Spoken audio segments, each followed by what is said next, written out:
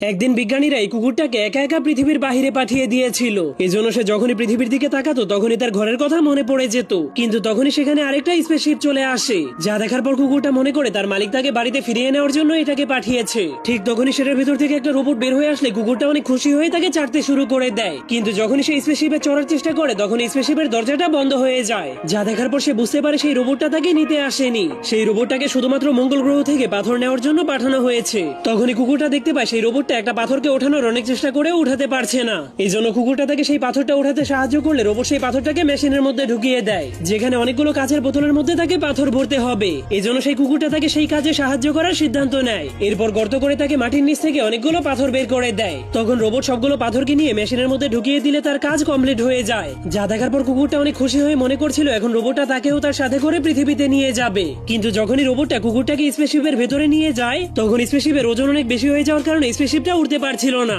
এই জন্য রোবটটা পাথর এবং কুকুরের মধ্যে যে কোনো একটা জিনিসকে পৃথিবীতে নিয়ে যেতে পারবে, যার কারণে রোবটটা অনেক চিন্তা ভাবনা করার পর পাথরগুলোকে নিচে ফেলে দিয়ে কুকুরটাকেই পৃথিবীতে নিয়ে যাওয়ার সিদ্ধান্ত নেয়।